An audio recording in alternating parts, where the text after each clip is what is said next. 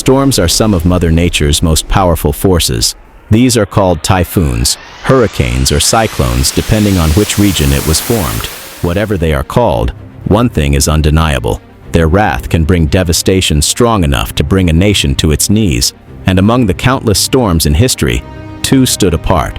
One that dragged the entire world to the very edge of extermination, while another just saved future generations on Earth. Let's start our story with one of the most destructive storms in history. This one happened in the South Asian nation, Bangladesh, which was formerly known as East Pakistan. It started on November 9th, 1970. What began as a cluster of clouds suddenly transformed into a tropical storm. Within hours, it gained strength. They're used to it since storms were nothing new in this region. But little did they know that this wouldn't be anything they've experienced before. This storm was named Bhola Cyclone. Another natural phenomenon happened together with it that made it a perfect storm. What made it truly terrifying wasn't just its strength, but its timing. On November 12th, as the cyclone closed in, it was a full moon. You might ask, how can it make a cyclone even deadlier? When a full moon occurs, the gravitational pull of the moon on Earth is at its strongest. This pull makes the ocean tides rise higher than normal. Now, when a powerful typhoon strikes at the same time, its fierce winds push massive amounts of seawater toward the shore, creating a storm surge. If this surge collides with the already elevated tides caused by the full moon, the water level can rise dramatically higher than usual. Now, the geography of East Pakistan made it even worse. This country is a delta made from soil washed down from the Himalayan mountains. More than a third of the country is less than 6 meters above sea level. Thereby, an ordinary tide could drown villages. How much more a surge from a fierce storm? The locals of East Pakistan would learn this in a hard way. On November 12th, during nighttime, when most locals were asleep, the Bhola cyclone made its landfall. It had an estimated wind speed of 185 kilometers per hour. Meteorologists then had no way to warn the many who lived along the exposed coastal plains and scattered islands of the Ganges River Delta. The locals would wake up to strong winds roaring outside. With it, a storm surge reached almost 6 meters, and in the pitch-black night, no one saw it coming until it was too late. Entire villages disappeared beneath the waves. By the time the Bhola cyclone passed, it took a staggering 300,000 to 500,000 lives. 90% of homes were destroyed, but that casualties is only half of the tragedy. What happened next pushed the world dangerously close to chaos. Many locals believed that countless lives were lost due to the selfish choices of then-President Yahya Khan. He didn't exert effort to give warnings. He also refused to send aid simply because he believed the people of East Pakistan would not support him in the coming elections. The cyclone then became known as the catalyst for the political unrest. It deepened East Pakistan's social, political, and economic divides, strengthening the long-standing demand for autonomy. After the disaster, the people put their trust in Sheikh Mujibur Rahman, leader of the Awami League. He won by a huge margin in the 1971 national elections, but the government refused to accept the results. Mujib was imprisoned, and this decision pushed the country into a brutal civil war. What happened next was no longer just an internal fight within the nation. India joined the war to support East Pakistan, and soon, the two major powers of the Cold War intervened. The United States sent a nuclear warship to the Bay of Bengal. The Soviet Union answered by sending its own nuclear warships to protect India. The world held its breath. American and Soviet ships moved closer and closer, ready to strike. Both warned that if the other attacked first, it would mean nuclear war. Humanity stood only one mistake away from a catastrophe the world has never seen before. Then, at the last moment, everything changed. The resistance in East Pakistan captured Dhaka. This then led to the formation of a new country, Bangladesh. The superpowers, realizing how close they stood to disaster, slowly withdrew, thereby stopping the world from slipping into a full-fledged nuclear war.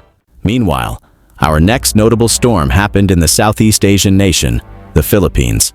We're talking about Typhoon Yunya, when Mount Pinatubo erupted with such catastrophic force on June 15, 1991. This typhoon hit almost simultaneously. Mount Pinatubo is an active volcano located in the Zambales Mountains on the northern island of Luzon. Before its major eruption in June 1991, signs of activity first appeared on April 2nd, with small steam explosions. In the weeks that followed, earthquakes shook the area intermittently, their frequency changing without warning. Until that day, scientists regarded Pinatubo as a quiet volcano that had last been active sometime within the past 1,000 years.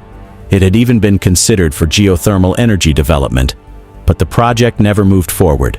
The mountain was covered in thick jungle, and for generations, it had been home to the indigenous Ida people. They lived off the land, moving through the forests that had long provided them with food and shelter. Meanwhile, in the surrounding community, most residents and even those in nearby military bases knew little about this volcano. However, everything changed on June 15th. On that fateful day, the locals and the world witnessed the most powerful eruption of the 20th century. In the early morning of that day, the pressure that had built up beneath Mount Pinatubo for centuries finally released. In one sudden and powerful explosion, the volcano erupted with full force. Instead of rising into the sky as a towering vertical column, the eruption spread outward. It formed a colossal cloud over 10 kilometers. It was so wide that it engulfed the nearby Zambales Mountains. This marked the start of Mount Pinatubo's Plinian eruption. As if one catastrophe weren't enough, the same day brought another blow. Typhoon Yunya, known locally as Diding, swept into the country with winds reaching 145 kilometers per hour. It was as if the forces of nature had conspired to see just how much the nation could endure in a single day. Typhoons aren't something new to the country. As being in the Pacific Ring of Fire, almost 20 typhoons visit the country per year. But what was different was the convergence of a typhoon and an eruption on the same day and the same place. When Mount Pinatubo's climactic eruption struck at 1:42 p.m., the typhoon's eye was just 70 kilometers from the crater. Its counterclockwise winds altered the course of the ashfall. When the typhoon's heavy rains mixed with Pinatubo's volcanic ash, the region was thrown into near-total darkness. It was like the scenes from apocalyptic movies. Strong winds carried the ash as far as 160 kilometers to Manila, forcing the shutdown of almost every airport in the country. The heavy rains triggered massive lahars that poured down the slopes between rivers. These lahars demolished buildings and wiped out every bridge, cutting off vital transportation links. Widespread flooding worsened the disaster as rivers overflowed across Luzon. In Pampanga, the storm swept away at least 170 homes, leaving whole communities in ruins and many families without shelter. At first, it appeared the typhoon only intensified the eruption's impact. The strong winds spread ash far beyond the expected areas, covering thousands of kilometers away. Fine ash traveled as far as the Indian Ocean, and satellites tracked the ash cloud as it circled the globe multiple times. But what if the typhoon was, in some way, a hidden blessing not only for the country, but for the world? This might sound unlikely at first, especially considering that it contributed to the loss of lives. To understand why scientists saw the typhoon as a hidden blessing, we need to look at what could have happened if it hadn't been there during Mount Pinatubo's explosion. The eruption released large amounts of hydrogen chloride gas along with ash and magma.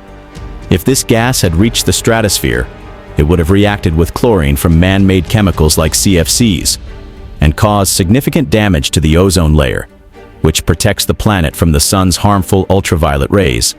Fortunately, these worst-case outcomes were avoided because of the typhoon's timing. As the typhoon moved through the eruption's plume, its rains removed most of the hydrogen chloride before it could reach the upper atmosphere and harm the ozone layer. Sunlight includes a variety of light waves, but much of the ultraviolet or UV radiation is blocked by our atmosphere before it reaches the Earth's surface. However, two types of UV rays do make it through: UVA and UVB. Although UVB makes up only a small fraction of the UV radiation that reaches us, it poses the greatest risk to living organisms. Now, going back to our main question, what would have happened if the ozone layer had significantly thinned due to the eruption of Mount Pinatubo? The straightforward answer is that more UVB radiation would have reached the Earth's surface. High levels of UVB radiation can be very dangerous for people. Research has shown that it is a key cause of skin cancer, including malignant melanoma, the most serious type. It also raises the likelihood of developing cataracts, which can cause blindness. But the impact wouldn't just be on humans. UVB can harm crop yields that could result in food shortages. Higher levels of UVB radiation can harm crops by damaging their cells and interfering with photosynthesis. This reduces how efficiently plants convert sunlight into energy and slows their growth, resulting in less overall plant mass and lower yields. UVB exposure can also weaken plants, making them more vulnerable to diseases and environmental challenges. Together, these effects can reduce crop production and increase the risk of food shortages.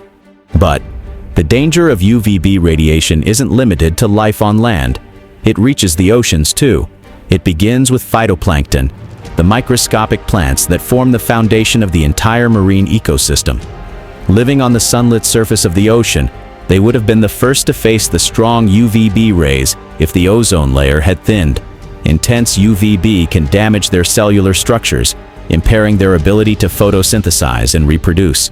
A decline in their numbers ripples through the marine food chain, starving zooplankton and fish larvae, and eventually impacting top predators like fish, seabirds, and marine mammals. This in turn would put both our food supply and the livelihoods of millions who depend on the ocean at risk. And if you think that's the end of its impact, think again. Phytoplankton also help keep our planet's balance in check. A steep drop in their numbers would disrupt the Earth's carbon cycle. These microscopic life forms serve as potent carbon sponges, removing vast amounts of carbon dioxide from the atmosphere. Without them, this essential defense against climate change would crumble, amplifying its already severe impacts. All things considered, if not for Typhoon Yunya, we might still be feeling the scars of Pinatubo's fury even 36 years later. In the end, both Typhoon Yunya and the Bhola cyclone remind us of the raw, unstoppable power of nature. Together, they reveal that storms are not only forces of destruction, but also agents of change, shaping history in ways we could never imagine. But what are your thoughts about this? We think that you'll love this next video. As always, until the next one.